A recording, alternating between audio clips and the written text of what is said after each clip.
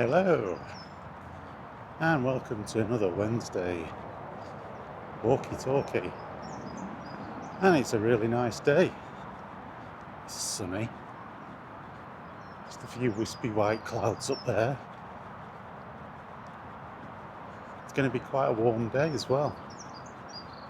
Could spring actually finally be here? Well, probably not. Morning, Captain. The magpie. Anyway, what was I going to talk about today? I was probably going to reflect, put my teeth in, reflect a bit on, I don't know, but gaming in the past, I suppose. Just sort of the general sort of chit chat. I've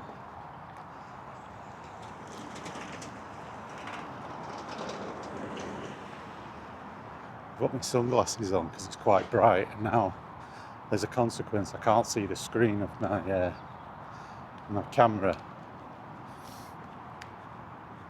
There's always something, isn't there? So I can't actually see what the hell I'm recording.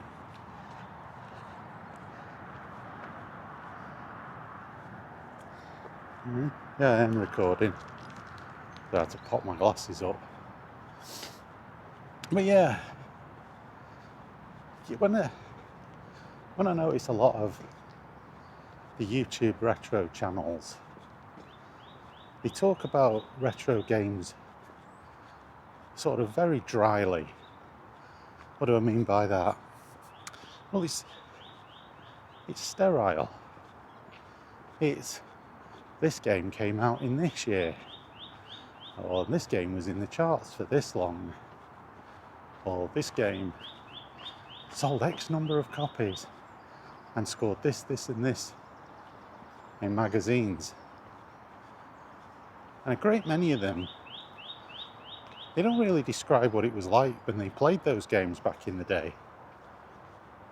Now, I mean, I assume that they did play them back in the day, and that's quite an assumption to make. But quite a number of them, they don't talk about any kind of context to when they played it back then. And I do sometimes wonder, is it because they never played it back then? When I started out my channel, I kind of went along that whole thing. I was playing games often on systems that I'd never owned, like the TurboGrafx 16. That was one of them. But I also was like, what is to talk about games and how they made me feel when I was playing them? And how it makes you feel. That's the more important part. That's the more fun part of it all for me. You know, I've described, like, in previous videos what it was like when I bought Chase HQ for the Commodore 64 and what an absolute car crash it was. And I spoke about my attempts to get it refunded from a store called Boots, which was primarily a pharmacist, but like a lot of places back in the 80s, they also sold video games, or computer games, as it was more commonly referred to as back then, because although consoles were a thing, as I've said before, the 8-bit computers were very much the dominant force in the British gaming scene, and I think Europe as well. We have some swans. You know, despite the fact that the weather's been pretty good here, it's still kind of muddy around here. Yeah, there's a few more up there. Anyway, yeah, you know, It's like when people talk about the video game crash in the early 80s. We didn't feel it. It wasn't really even a ripple in the water as far as the UK gaming scene was. We didn't really know an awful lot about other gaming scenes back then. You know, one of the things you have to understand was there was no internet. And for young people today, that might be quite a bizarre thing, but we only got news really about what was happening in the UK up until the sort of early 90s, where the Japanese consoles started to pick up more momentum in this country with the likes of the Mega Drive and the Super Nintendo. Now, as I've said before, the NES and the Master System were a thing over here. The Atari was a thing over here. We had consoles, but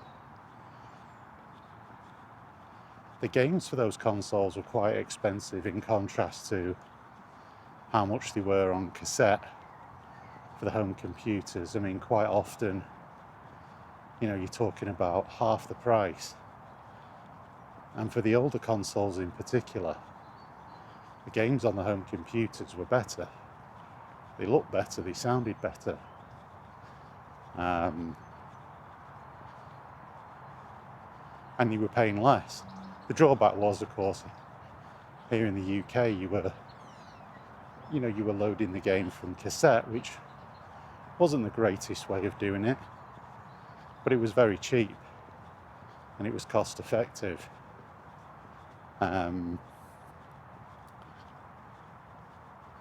Cartridges, even back then, were quite a bit more expensive, and that put quite a few people off. But it wasn't really until the 16-bit era here in the UK that I can recall that the consoles really started to pick up. And that was largely because buying a 16-bit computer was quite a bit more expensive than buying a console. You know, the Amiga 500, was a premium priced piece of equipment. It was an amazing machine. But your sort of 16-bit consoles were quite a bit cheaper. And people were looking to move on. Maybe those people couldn't afford the price of an Amiga as an initial outset. We're getting the consoles instead.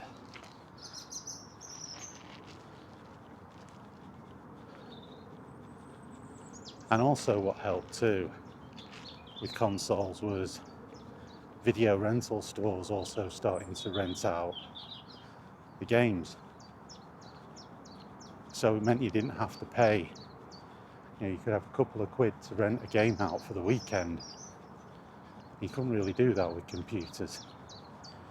It wasn't really a thing that was possible.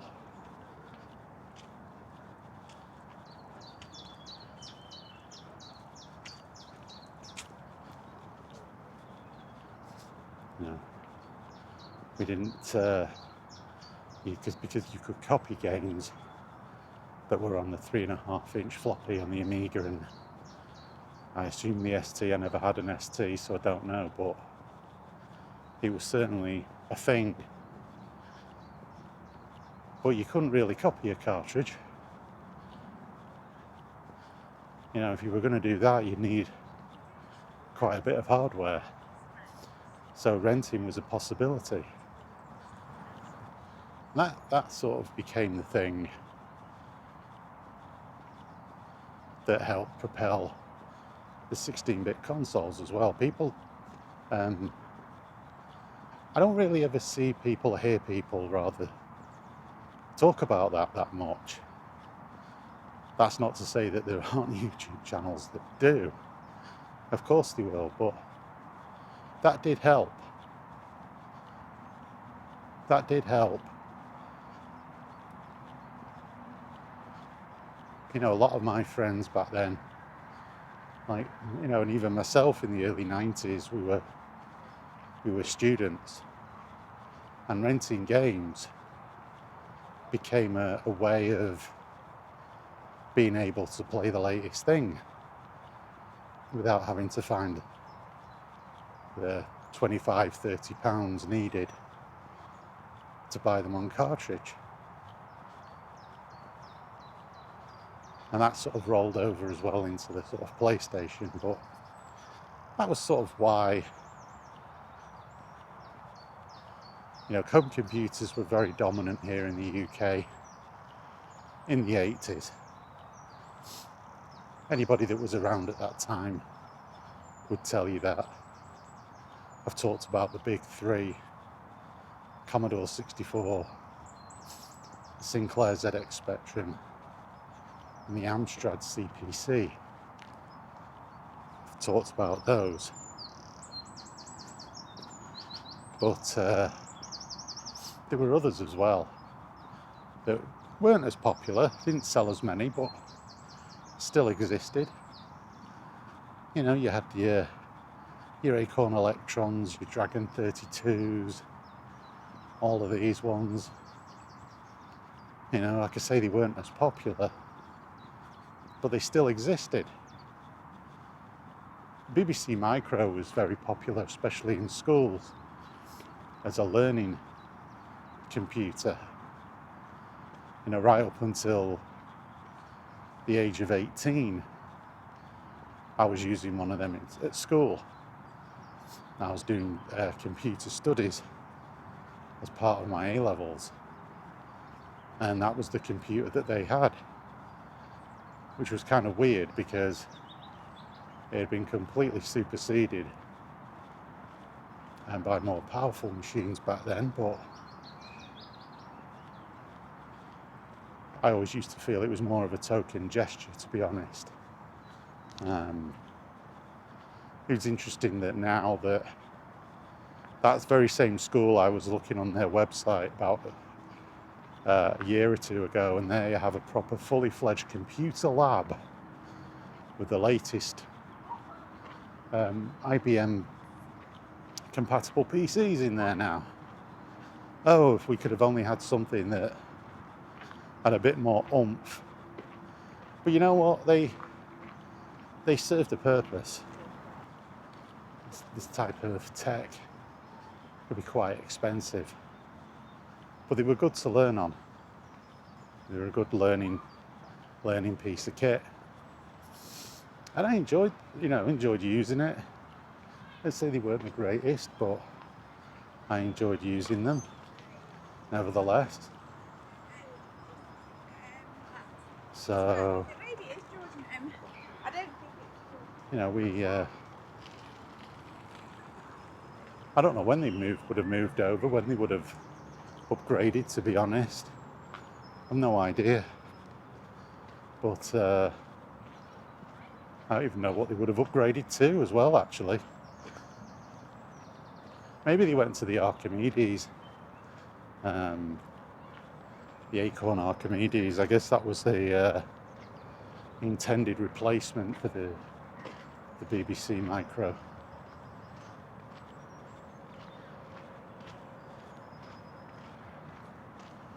I'm rambling on a bit. It's quite busy in here today. It's still almost like the Easter vacation period, I suppose.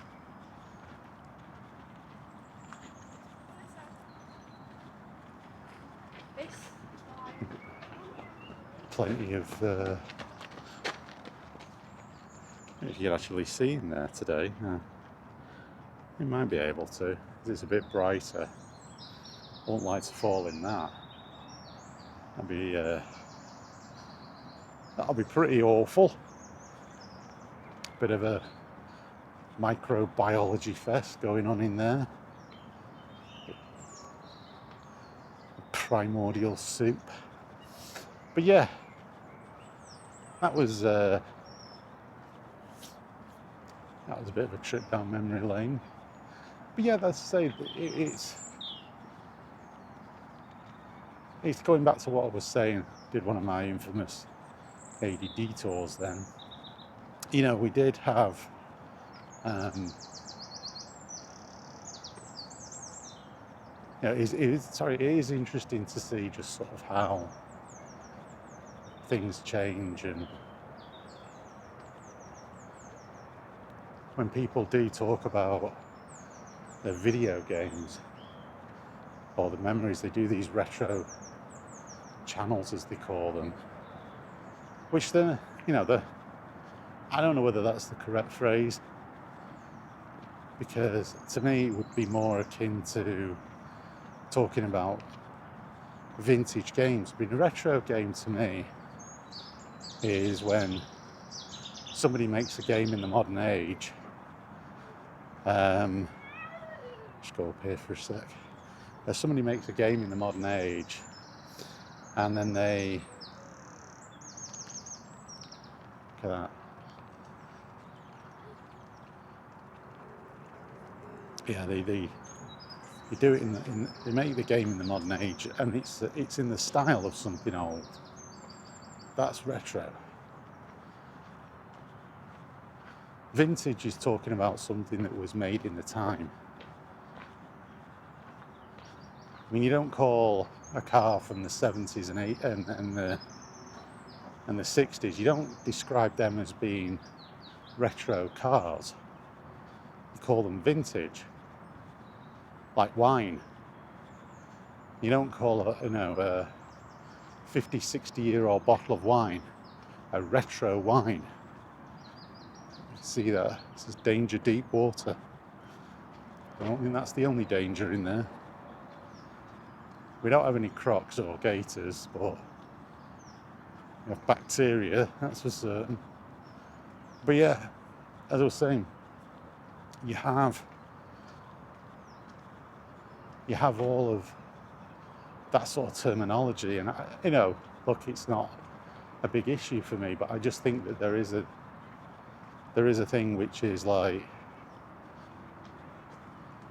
retro. I think sometimes does get misused.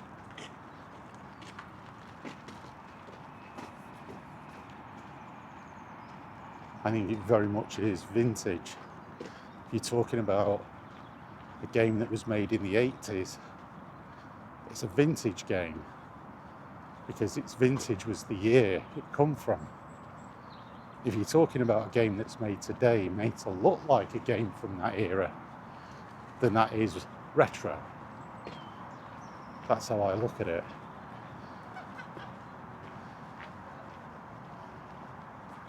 That's how I look at it, you know. So, in any event, yeah. There's not a lot of passion in some of these videos. You know, there's not a lot of like, I don't like say they have to start weeping at the nostalgic memories of it. But they don't put any context to it. I've talked about Doom, I've talked about the context to it, the story behind that game, for me. Everybody knows who made it. Everybody knows who, when it come out, and what systems it come out on. That's a Wikipedia search or a Google search away. I'm more interested in the story that people had when they were playing it, because that's individual. That's a unique thing to that person.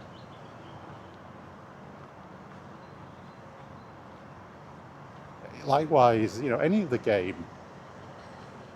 I've talked about Ghostbusters, you know, when I played that and how that drove my desire to have a Commodore 64. I've talked about how my sister got one before me. You know, and being around there playing games on her Commodore 64 and really wanting one. to me, it just feels that to me is just more interesting, personally speaking, than somebody just sat there going, this is Mortal Kombat, and it came out in yada yada, published by yada yada, and came out on these systems. And as I was saying, I kind of did start out a little bit like that myself, because I was covering games on the TurboGrafx 16 that I haven't played. Yeah, as I was saying, a bit of a cut there because I was walking past the site that they're working on. Here we go. No, we'll take the low one. Actually, I prefer the low one. I think you get like a bit of a nicer view, and if you go up to that higher pathway up there, you're closer to the road. It's a bit noisier. You can get some nice views out on the lake here if you come down this lower path, and it's just as long, to be honest. It's just as long as it is. But you don't get a view like that. The only bit you miss is a little bit of an uphill section, but I think this is a little bit more visually interesting, and it's a bit easier on the old audio as well. So yeah, like I was saying, that's kind of a bit how I started. And looking back on those videos, I mean, you inevitably do make some errors. And I just thought, well, you know what, everyone else is doing this. I've got to go with a bit more of a personal take on it. So that's what I did.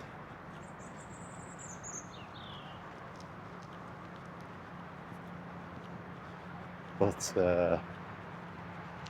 yeah, I mean, each to their own. But I just don't see the value myself in being just basically regurgitating stuff from Wikipedia. If everybody's doing that,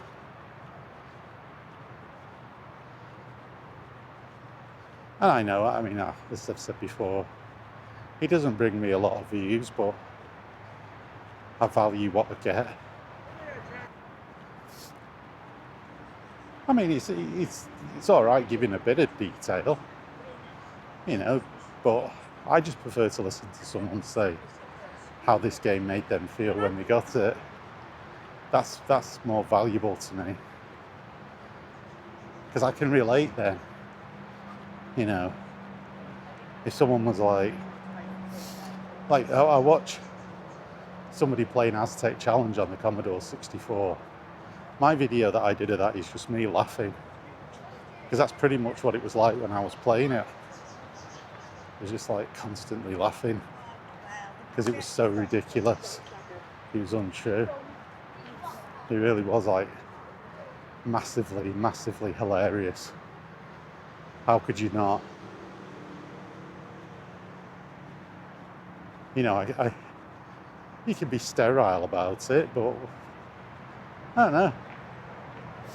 I just enjoy watching other people going through the same torture on level 1 when you're trying to run to the pyramid, and they're throwing all this bump at you from the sides of the screen, and it gets quicker, and you either duck or jump, and eventually once you get out of rhythm with it, you've had it. It's where the comedy falls in for me. So, but yeah, but like I say, it's each to their own. I'm just saying what I personally feel.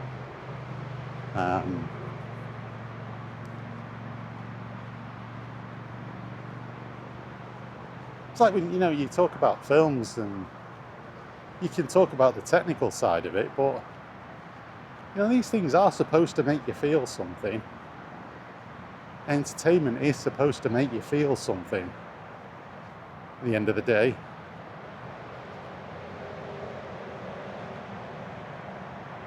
I think if you speak to any game developer and tell them what that game made you feel when you played it, that would be infinitely more valuable for them than if you just stood in front of them and recounted the technical elements of the game, which they know anyway, because they worked on it.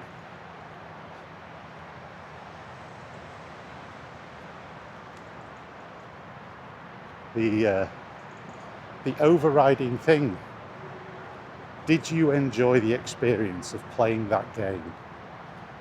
Yay or nay? That's the thing. If you did, that's going to make a developer rather happy, I would think.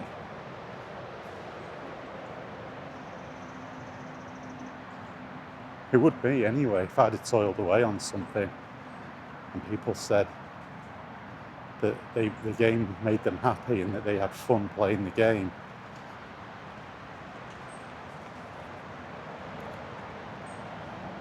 To me, that would be worth a hell of a lot more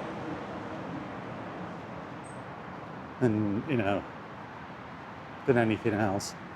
Because developers themselves will talk to you about the technical side of it because they worked on it. They worked on it.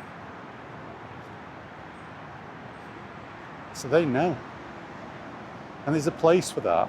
I always think, like, when these developers talk about the experience they had in making the game, when they go to these retro events, they will talk about it there.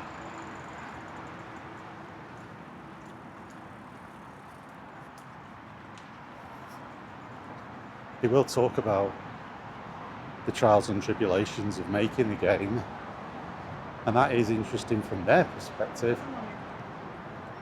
because you can learn why decisions were made in the development of the game, why things turned out the way that they did.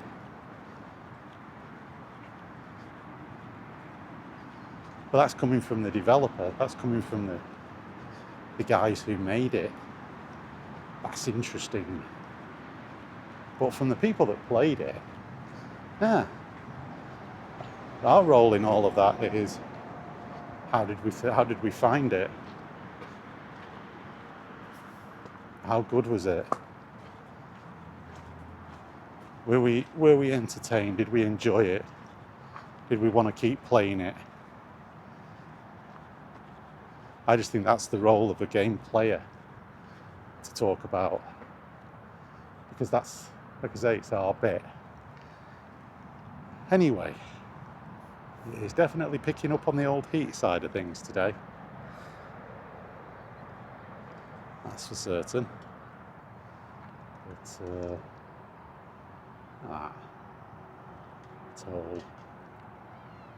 total blue sky.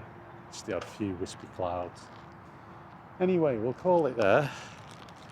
I will go home now and get this edited and uploaded. Can't even see the damn screen. There we go. Just peer over my glasses. Alright, well, thank you for watching this. I'll see you next week, where we may, in this place, be in the midst of a blizzard or a hailstone like it was a couple of weeks ago. So I'll catch you then. In the meantime, you guys take care, enjoy your games, and take it easy. Thanks for watching.